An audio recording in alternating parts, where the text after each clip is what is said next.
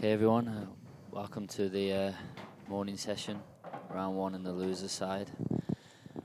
Apology, we've only just picked up the commentary. It's a bit of an early start this morning.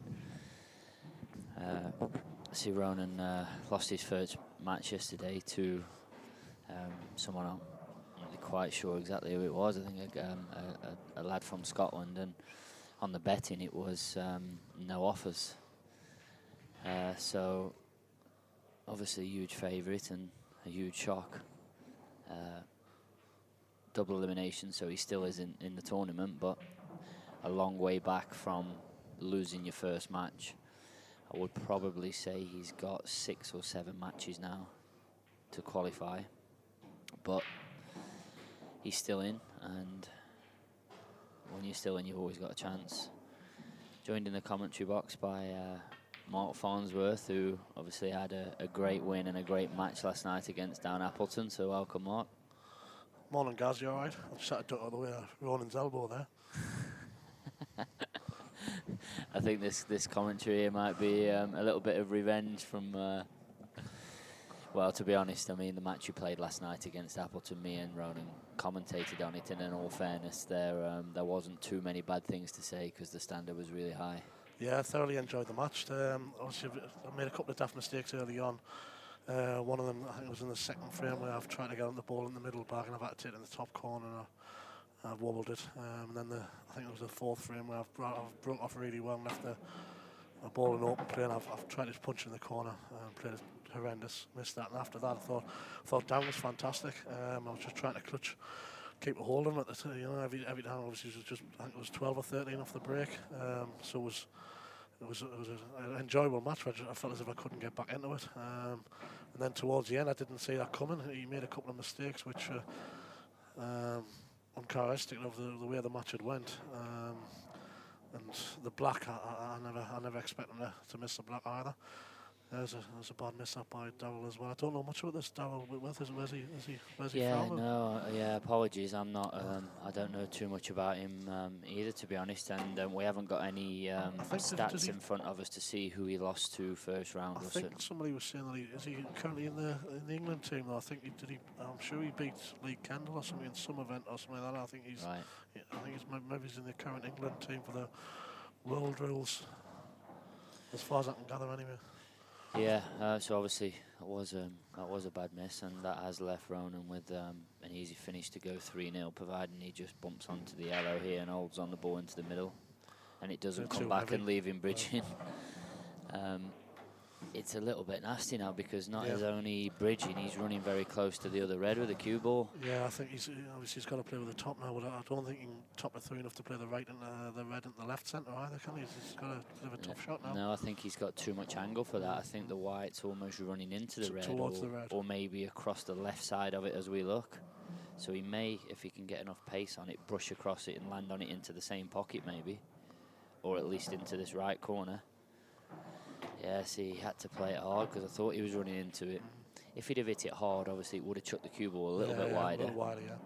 So has he been fortunate to leave it more or less weight? He can jab it in here though, has he? It's more or less it looks as if it's a straight pot. If he can just play off the angle of it, I don't know. Yeah, and one thing to remember is the loser side is race to 8, not race to 11, and although it is only that 3 frame to the winning line difference, being very fortunate there, yeah, left, wasn't he? Fortunate that he could just push across it and not have to play the push shot, but he still has to pot this black because he's got to screw it. Is it nice? Yeah. We'll see a little bit of right hand side to kill the cue ball off the rail. Yeah, it is race to 8, yes, and you know, although it's only 3 frames difference to the winning line, it is a huge difference in the match, isn't it? And it does put a lot more pressure on, like, the start of the match. Yeah, definitely, I agree with that. It's not just that. I think with it being a shorter race, but it's I think the losers' side. Don't get us wrong, the standard's fantastic throughout the tournament, but especially if you drop on the losers' side early, I think Phil's achievement just puts into perspective Phil's achievement earlier on the series, winning from, I think he was on the losers' side from the first round.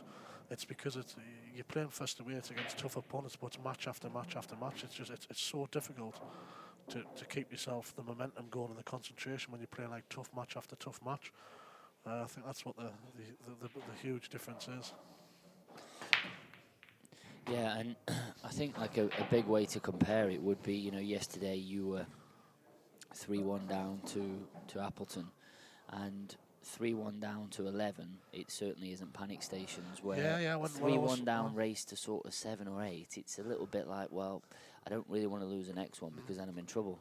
I went 4-1 down, and I still felt really confident 4-1 down, because like you say, you're playing a race to 11, and I felt comfortable, I felt confident. But like you're saying, if you're 4-1 down to 8, it's a different complexion on the match altogether. You basically can't really afford any more mistakes at all.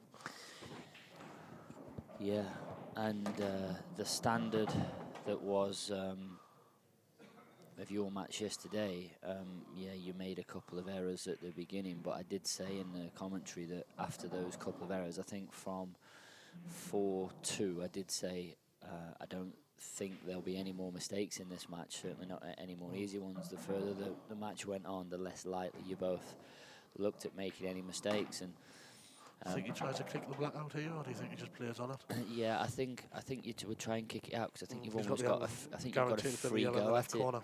I think as long as you play it at a nice pace, you've got like a free, the yellow on the top left. Yeah, you've got a free go at it. So Leeds has finished only 3-0 down, like you're saying before. First 8, if you're 4-0 down, you're up against it. Oh, he's just enough, hasn't he? So that was almost a free go. He did play it hard, but he's just okay. But yeah, going back to your match quickly, because obviously I think it does deserve a little bit of speaking about, because of, you know, you don't see many matches played to that standard where there was 12 or 13 clearances. I thought there was 12, then Darren put a post on last night, he said it was 13, so yeah, it was...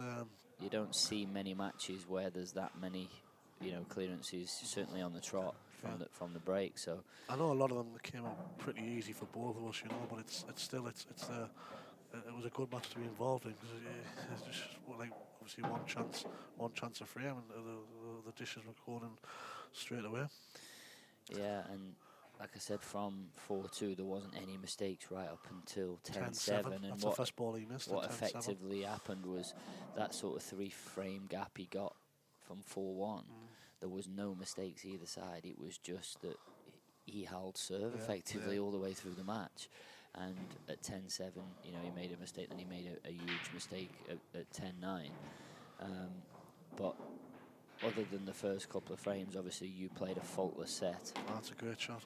I think he's left it on. Can he just punch around the back of the red, or can he screw it straight back here? I think he's got nice hand, I think he can just play it with the little bit of left-hand side. Anyway, on the side cushion. Yeah, he's all right. Yeah, that's...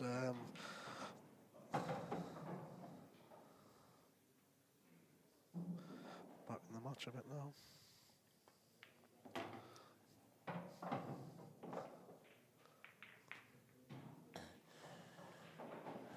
Ronan would have one of the best temperaments that there is, and stone-faced all the time. Stone-faced all the time. You wouldn't know if he was sort of 7-0 up or 7-0 down, and I think that is a huge trait to have, especially in this double elimination format, because he's a long way back, and it's quite easy to think to yourself, wow, I'm 6 or 7 matches behind here, and I've got, you know, a bloodbath of quality world-class players to come through, and it's easy to just not give up, but just think, well, realistically, how am I going to qualify? But someone with the mentality of Ronan, I think he will just take one frame at a time and see where he goes. Yeah, I agree with that.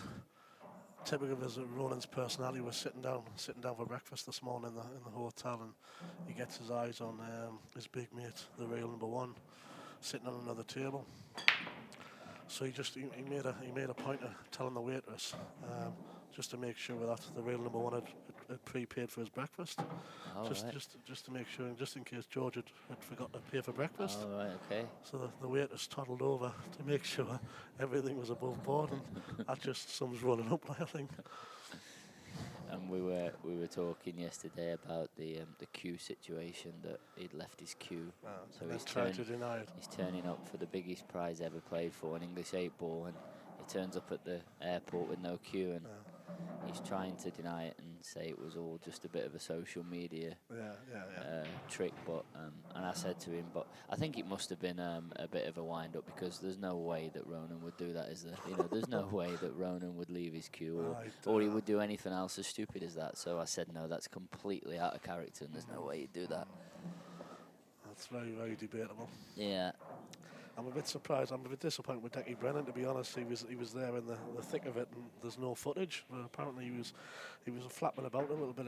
Obviously the hands were on the head, and he was stressed out when he thought the queue was an hour and a half away or whatever. So I think them few minutes would have been gold just if it was recorded. But so I'm a bit disappointed with Decky that there's no actual footage. Ronan's got an easy chance on here Reds, yeah. On the Reds. He will 1,000,000% be going the Reds. I think just the first little shot, isn't it? Because he's got the one in the corner, the one in the right centre, isn't it? So it's just to make sure he gets his first positional shot right.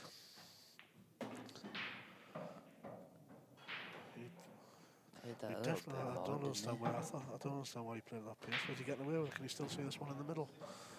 I think he can just maybe, if he can't, you can just turn it over a little bit, so you can see he's putting a little bit of right hand side on there, just to kick the white over. Look,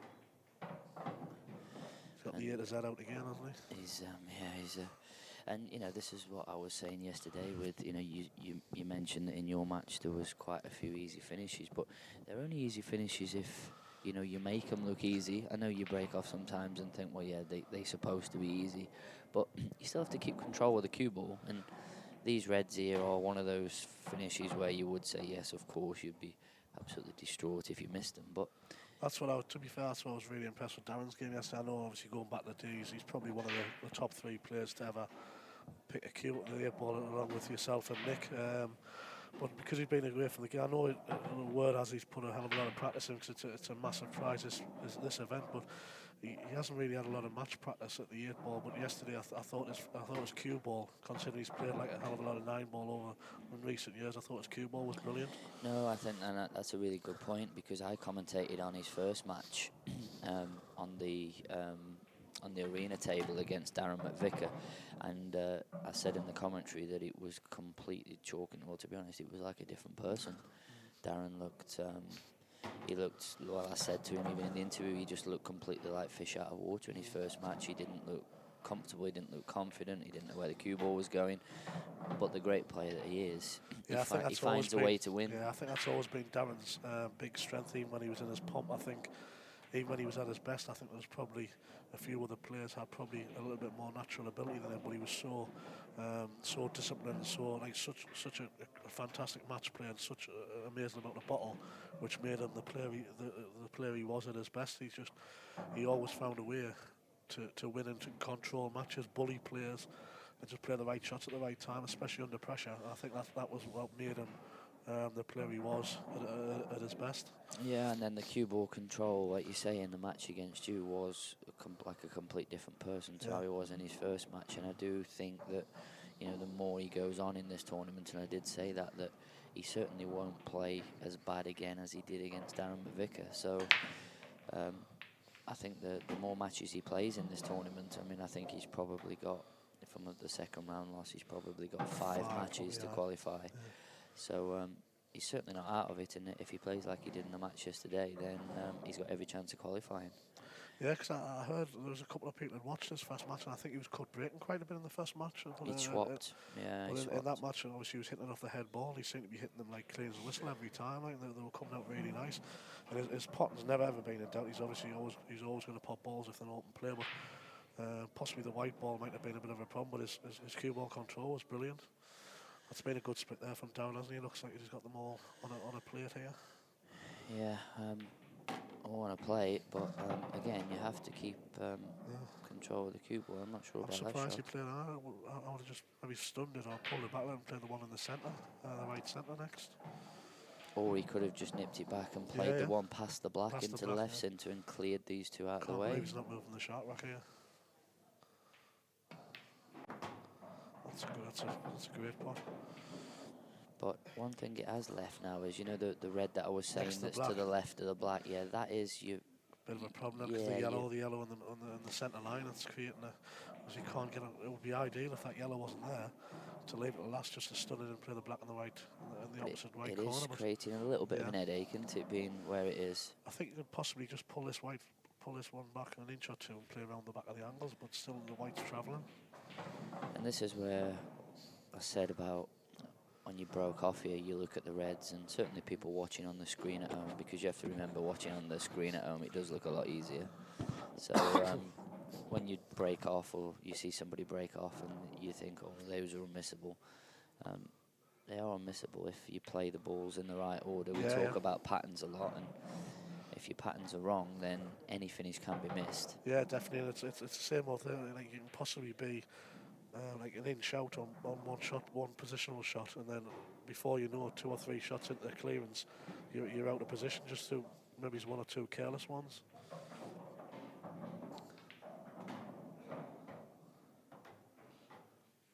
Is he gonna punch us back for the red in the same corner? I don't know. He's got another pocket to play, has he? Yeah, I'd probably play it in the same pocket, I think. Well, I didn't see the benefit of that shot because the yellow was always going to go towards the black. And does the black go in this left corner? I don't think it does. If the black doesn't go in the left corner, he's in a bit of trouble. Yeah, because he can't. He's got too much of an angle to play with, like a lot of running side to play the black in the right centre. He hasn't got the angle to play with the running side, I don't think. So, wrong shot selection from shot 1, really. I think the only shot he's got that I can see is to play it off the left cushion with a bit of top left and try and go into the yellow. He's got to get a lot of side on though, hasn't he, for that shot? I think that's the only shot he had, is try and create an angle. So the only shot he's got now is a clip into the right middle, yeah, which is... I can't believe he's not moving the shark back. I just couldn't believe that shot he played in the middle pocket earlier on in this finish. I think in this instance, I know it's not essential where that yellow is. Yeah. So, providing it's within, half a millimetre of where it was, I don't think that's going to change anything. And that's what they've done there. They've just sort of almost picked it up and moved it out of the way, which is fine. Does it go on the top, does it? If it does, it's tight. Big shot this in the context of this match for Darrell, because if he misses this, it's and he has missed it because it was tight.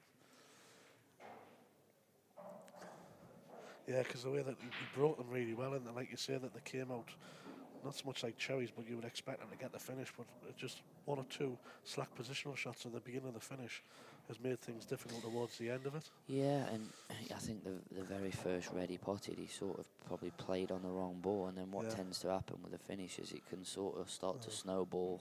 Because even though he didn't have a ball safe, the ball that we were talking about next to the black, that was the only one that could create a problem. So maybe his thought process should have been to get rid of that one earlier on in the finish. And a clever shot there from Ronan, because not only has he doubled the yellow down over the corner pocket, he's cut off all the angles. Yeah, the up and down. He's cut off the up and down, he's cut off the side rail, he's cut off the 2 rail. He'll do well to even hit this, never mind get it close to a pocket. Oh, wow. It was a good effort, to be fair. Yeah. He hit it hard to straighten it up off the side rail. Oh. Oh, I thought the yellow seemed to move when he was bridging over. He might clip the yellow when he was bridging over. Okay. I thought that just at the corner of my eye. I thought I seen the yellow move, but I wasn't 100% sure. He must have glanced the yellow when he was bridging over the ball he was bridging over. Yeah, so he's fair play to Darrell there, because he Ronan would never have seen that. I mean, I certainly didn't see it. Mark saw it, but Ronan definitely wouldn't have. So fair play to Darrell there. He's obviously owned up to that. It's a bit of a slack shot from Ronan. Yeah, because another 3 inches and he's on a choice of all 4 balls. It's a good recovery. I think it was really disappointing yesterday because it's a big time. I think he's been putting a lot of practice in as well, and I think it was I think he knew that it was Jordan Temple and he got beat off, didn't he? Because I think Jordan's been to a final of a IPA 2 last season, so he can definitely play.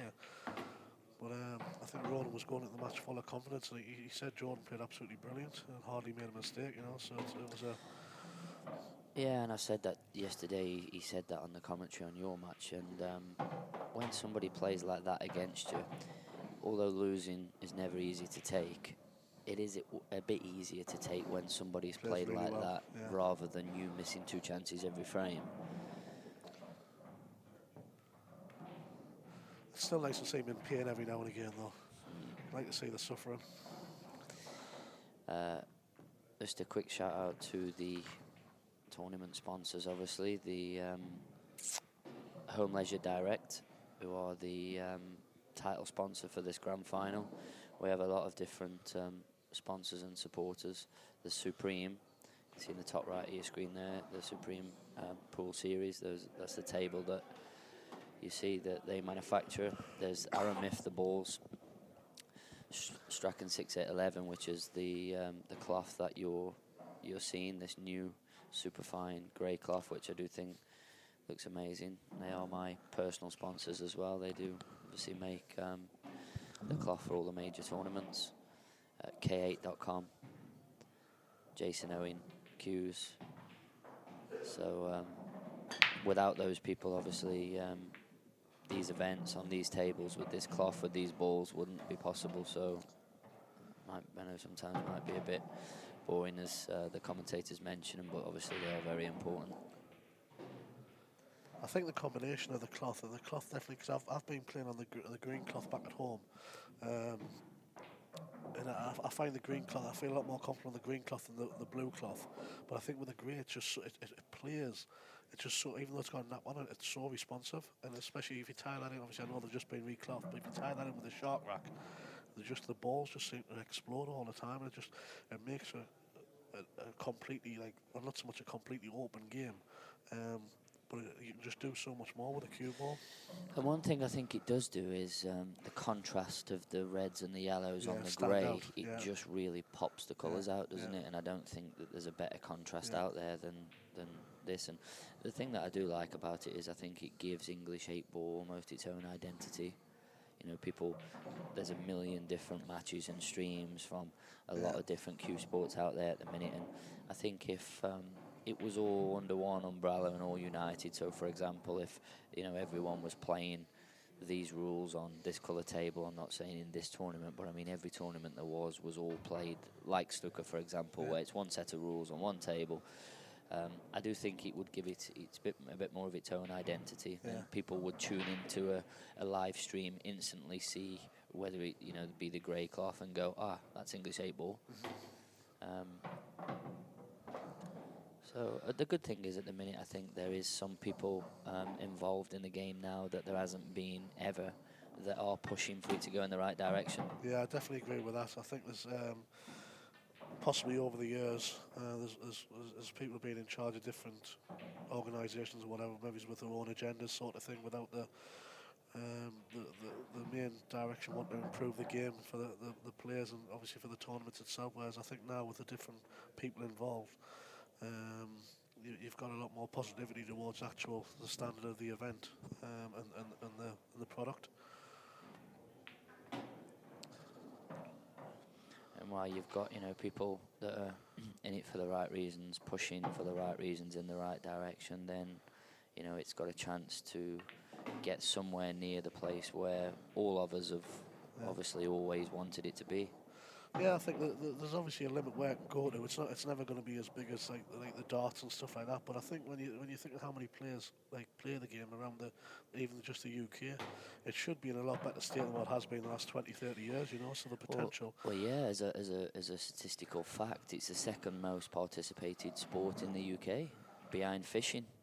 So and I think the thing is that the main thing about it, you've got to keep that where you've got the atmosphere. And I think that's a massive pull with pool, is to have, when you have like money matches, challenge matches, you need to have the atmosphere. Then it's when you've got, like you said about the K8.com, I think you've got to have like the betting involved, because people, it's a working class game, isn't it? It's lads who grew up playing the game down the local pub and all the rest of it. You know, want to have a tenner on their man to win the match, and that's what you need. That's what you know what I mean. It gives them a bit of interest and stuff. You know, even with obviously with the Calcutta that Lee's brought in this year, I think it's just it's increased exposure, but it's just created that bit of interest, and everybody likes to try and earn a few quid if it's backing the right man. Well, yeah, you're right, because it creates a whole new world of interest that wouldn't have been there without the betting, whether it be through Ronan, whether it be through K8 or through the Calcutta or any other betting site that wants to cover it. It creates a whole new world of interest that wouldn't have been there other than just, you know, the players and the die-hard fans of English 8 ball. With a stream as well, I think, especially with B, they do a very good production, and I think the 4 tables is important as well. So it's all well and good having the one stream set up and stuff like that, but being able to watch multiple tables increases the interest as well, because I'm sure Ronan will have a lot of his supporters tune into this match and various other games that's going on. They'll have their own pockets of people watching the individual games as well as the neutrals who's just wanting to watch a game where they've got no real alliance to either player. So the setup of it is definitely spot on. Well, it's no coincidence that, for example, Bet365 stream a ping pong match from the middle of China. Yeah. It's not because the guy from the local pub is supporting one of the players or the others, because that there's enough volume of bets being taken on it. Yeah, so definitely. That's why they're showing it on their site, and hopefully people can, you know, one day get to somewhere near, you know, those heights. Who knows? But with the right people behind it and the right people involved, obviously it's got every chance. I think that's the thing. It's like I don't understand it's got to be done responsibly. I read an article. I don't really know any. Obviously, I know your family with like Mark and all that. But I read an article about Stuart Bingham the other day, and he said like he got found guilty, and obviously did he get a 3-month ban or whatever? But he said it's a bit catch-22 for the players, because basically they're being told they've got to promote that side, because all the majority of the events are sponsored by betting companies these days, since the tobacco sponsorship got shelved and all the rest of it. So in one breath they've got to promote the betting side of it, and then obviously on the other token they've got to obviously be squeaky clean. You know what I mean? I don't get us wrong. I'm not trying to say that they should be allowed to bet on their own matches and stuff like that, but obviously there's got to be some sort of do you understand what I mean? Not so much betting on their own games, but yeah, with the snooker players, the where the line is crossed is it's written into their contracts that they're not allowed to have any bets on it. Yeah, they're not allowed to have any bets. And in all fairness, you know, I agree with what you're saying, that they're when they're all of their major events now, all of their prize money is being funded by a betting company sponsorship. Then of course they have to seem to be, but it is in their contracts that they can't personally bet on any matches. And what Stuart Bingham was doing, which was I don't even know what he done, to be honest. Yeah, it was very different to what, for example, a Stephen Lee was doing. You know, where he's actually throwing a match. It was very different on what Stephen Lee was doing, and what he was doing was he was backing the other guy, which is effectively having a saver. Yeah. So, for example, if the difference in the prize was the prize of him winning the quarter-final to the semi-final was, let's say, £20,000, he was backing the other guy and covering the difference. And the chances are, because at the end he's a high-profile player, he'd have probably been favoured for the match. He was basically doing the saver in. So that's what he was doing. But okay, he wasn't throwing matches. He was still trying to win, but he was covering it. But he was still breaking the laws of what World Snooker has stipulated in the contract. I think that's at the end of the day, like you say, if he hasn't got a contract and he's not allowed to do that, then obviously he's being punished accordingly. But it's a world where you need to keep away from this. Obviously, the farce that was the other week, which just can't be in the game at all, you know. No, and the good thing about, you know, what happened with, I'm sure everyone was aware with the Brewer situation, you know, I don't think there's any need to go into it too deep, but I'm sure everyone saw, and those players, you know, were punished accordingly, and one of those players was in this series, and he was removed because the organisers of this event, and I'm sure all the other events out there, don't want to be associated or involved with anybody doing that, especially with the betting companies that are involved in the Calcutta. So that's it, because the profiles, at the end of the day, if there's stuff like that going on, then it's going to not just sponsors it, the general, like the public, the supporters, and they're going to lose all sort of confidence in the tournament itself, which is, you know what I mean? Yeah, so 1,000,000% the right decision to just completely take those people away from the game, because there's people, like we've said, pushing in the right direction, and when stuff like that's going on, it's never gonna. So completely the right decision. So just back to the pool, and while we were just having that chat about those a couple of different things. Ronan has rattled a couple of faultless frames away, and although Darrell has missed a couple of balls in this match, Ronan has been pretty faultless. Yeah.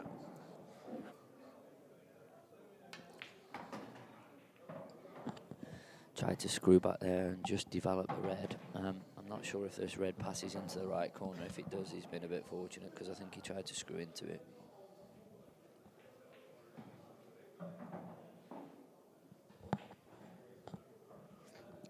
And again, just going back to what happened a bit early on in this match, Darrell played a bit of a loose positional shot, or in my opinion played the wrong positional shot, and it affected him sort of a bit later on in the rack.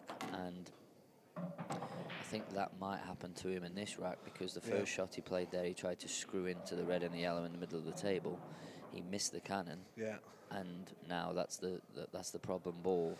I don't even think Reds was, in my opinion, I don't even think Reds was the right suit to take, to be honest. It was a bit of, I know it was probably maybe 50-50, 60-40, but like you say, with the first shot he played, he just didn't seem to, whether he's 7-1 down, he's just maybe not so much how he threw the towel in, but he's just wanting to get on with it a little bit. But I don't if this passes into this corner, it helps a lot. I think his Pottinsby could have just been a little bit careless in a couple of position shots, which is how he's found himself so far behind. But he looks like he hits the ball quite nice. Yeah, his Potting's been good. Got quite a sort of Anthony Hamilton-like long strokey cue action.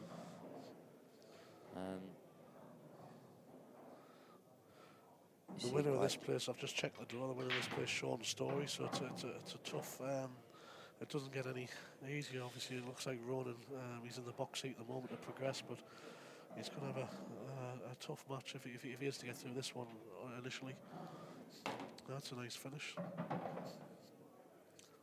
It's a nice finish, and other than a couple of little errors from Darrell early on, it's been a pretty good standard and pretty faultless, certainly from Ronan's point of view. But it's a thing, because I can't remember Darrell really missing anything like easy. He's played a couple of slack positional shots and possibly took the wrong ball, and suddenly he's found himself 7-2 behind. And if you are on the winner's side to 11, you still, we're not in the match, but you've got a fighting chance to get back. But because it's just like, you think race to 8, it's a fairly decent race, but the way the tables are playing and the walls are splitting, if you make 1 or 2 errors early on the match, before you know it, the match has run away from you. I think one thing you do find is when you have been playing race to 11, and then all of a sudden you switch to 8, it does feel like a bit of a sprint after the 11. Good break though, although he took a bit of pace off. He's getting the bottom corner, so if you can take these out, it's still a long way back, but at the end of the day, he's going to give himself if he gets back to 7-3. So the way here is the old traditional, make sure you clear one end of the table before the other. So he's going to take. So well, that's a bit of a strange one, because Darrell actually just nominated yellows there to Ronan, and Ronan sort of looked at him and sort of smirked as if to say, what are you doing? And look, I understand he's a world rules player, but in my opinion, it's completely unforgivable to turn up to an event of this magnitude and at least not have some idea of what you're doing. I think the only thing that, obviously, in a pressure situation, sometimes you just go back to autopilot, but I think looking around the room, I have seen other incidents where people just completely not know what's going on. Yeah, well, it's absolutely crazy. It actually cost Lee Washbrook to go 6 each against Mellon yesterday, and I spoke to him about it in the interview. And he had a shot where he could have just played the loss of turn shot against Mellon, and Mellon was dead, and it was 6-5 at the time. Having been 6-3 down, he just completely didn't play the shot, and the rest was history, sort of thing. I asked him about it in his interview afterwards, and he just said, look, to be honest, I haven't got a clue about the rules. I don't even know what they are. So that's crazy. I found that just absolutely bizarre. And that was similar to what happened there. He nominated, and Ronan looked at him, and it wasn't as though it was just like a thing which he's used to doing. He actually looked at Ronan and said, Ronan smirked, and he just looked at him and said, to be honest, I don't know the rules, is what I heard him say, which is a little bit crazy, but yeah, each to their own. If you're not coming here having been prepared to lose, to learn the rules, and in my opinion, that you don't deserve to win. Yeah, that's the thing. With the new set of rules have been on the website for long enough, and fair enough, you're not going to really. I don't think, apart from the tournament that Lee ran the other week, I've never heard of any other tournament being played to these rules. But so you're not going to get like match practice as such. But there's, you know, at the end of the day, if you've been playing these rules for a few weeks, sort of thing, you should take them on board. To know what you're allowed to do. Oh, what's he done there? He's caught the cushion first, hasn't he? He's missed it. He actually missed it on the way down. Yeah. His potting's been pretty consistent all through the match. It's a positional player. It's possibly let him down a little bit. I was surprised he made that mistake there. And again, exactly to what we went back at the start of this. If you take the balls in the wrong order, you can end up in a little bit of a pickle, no matter how easy they are. Yeah, it doesn't matter how good your potting is. If you take the pattern the wrong way, like you say, I'll make a slack positional shot. It can get very difficult very quickly. But one thing I was going to say about the rules was I came in to actually practice myself on Thursday, and there was Jez Graham, Jamie Graham, and Darren McVicker that were all here practicing together. And I had a chat with them, and they were asking me just a few things about the rules. Yeah. But they were practicing all day, and I asked them about, what do you think of the rules, and how long have you been playing them, and do you feel like you're comfortable with them? And they said, oh yeah, we feel like we're absolutely fine with them, and we've been playing them for a few months now. So you just think, well, fair play, you've learned what you're coming here to do, and although you've been playing other tournaments over the past couple of months, you've still took the time to learn them, and they said that we've had sets against each other at these rules. So. I think the thing that's the important thing. It's not so much reading the rules. You need to be in like situations on the table itself to find. There's nothing like the practice aspect of it to learn what you can do and what you can't do in certain situations. And it doesn't like at the end, it's all well and good knowing the rules by reading them until you're in that sort of position to know what's going to benefit you and what's going to punish you.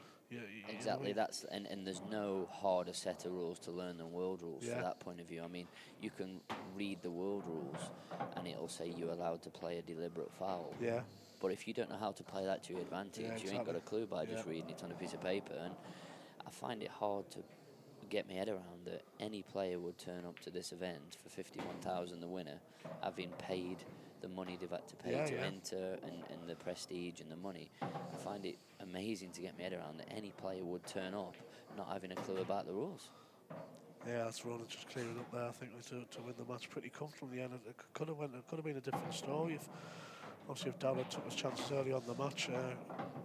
I think that last one, it's really the only easy ball I've seen him miss, but it's positional play and shot selection that's let him down the early part of the match. So if there is convincing. Yeah, so if there is 5 matches to win, Ronan is 20% of the way there.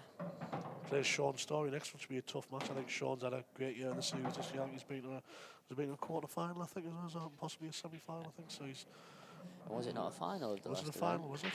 Did he not lose to Scott in a final? Oh, possibly. Did he beat Mick in the quarters of the semis? Didn't he? Yeah, that was it. So the guy that's finished runner-up is a tough match, and it just goes to show. I think the loser side's a bloodbath all the way through. And when you look at the players that went out yesterday, obviously from the winner's side, as well as Mick, I think Neil Rayborn, Craig Marsh, Mark Boyle, Ronan himself. There's a lot of players on the other side. Did Cousins win? Yeah, he won. I think he was behind. He was 4-1 down at one stage, but I think he won 11-9. Or possibly 11-8. Stevie Dempsey. He was one of my tips for this tournament. Yeah. I just think someone that breaks as well as he does and cues as well as he does, and by his standards, has had a bad series, as in the last 4 events really. So I just think he's maybe due a bit of a run, and maybe too good a player not to have a bit of a run in it.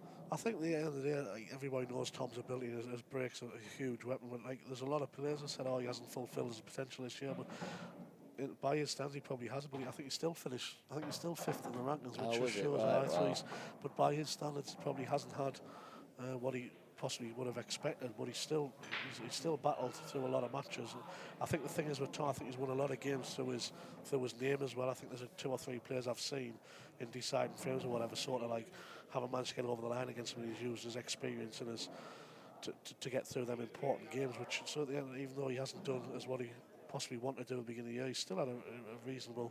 I think he's going to be a threat to anybody, especially the way he breaks and the way these balls are opening up. He's as good as anybody on his day, if not better. So Ronan the Rat McCarthy has just come through to join us. Do you want a quick word on them? No, I had enough of him yesterday. So there'll be a short break now, and there obviously will be another match in the loser's side starting on this table shortly. I don't know who that is, and it will be commentated on it, but there will be another match coming up shortly, and the next round of the winner's side, I think, starts at 3 o'clock. Yeah.